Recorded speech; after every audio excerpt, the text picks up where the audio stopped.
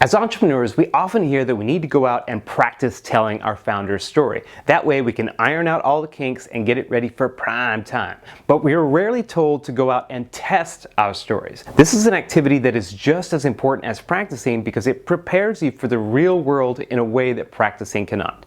When we practice sharing our story, it's often by ourselves, or it's with people who care for you and want to see you succeed. They know you are working on your story and they're there to provide feedback, support, and emulate a real-world environment.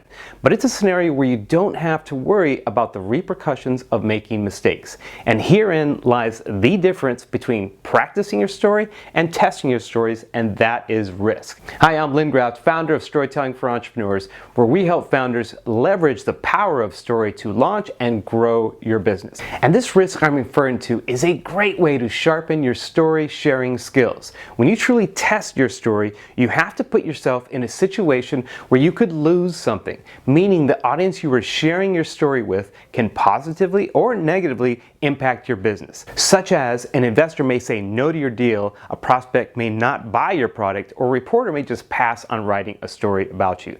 This kind of risk creates pressure and subsequently changes the preparation and delivery equation. Pressure is one of those things in life that you really don't know how you are going to respond to it unless you experience it firsthand. Situations with pressure force you to be better prepared for the encounter and to better deliver your story when it counts.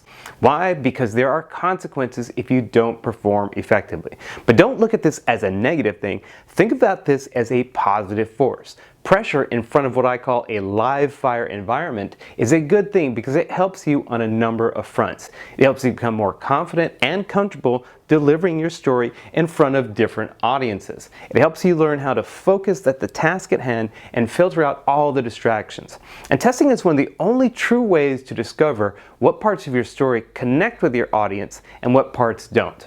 Once you practice your story a number of times, it's good to go out and find this live fire environment. I recommend starting with low-risk audiences. Now, professional comedians do this all the time. Instead of going out on the road when they have new material, they'll try it out at a local club or an open mic night. They want to make sure that before they book that tour, they've tested the material in front of live audiences. That way, by the time they get on the tour, they know the material backwards and forwards, and they know what parts of the story specifically work at different points and how audiences are going to respond to it. Bottom line, when it comes time to go out and share your story, remember to not only practice telling your story, but test your story in front of a low-risk audience. Over time, you're going to get better and better at delivering it, and audiences will start backing what you are doing more and more. Thanks for watching.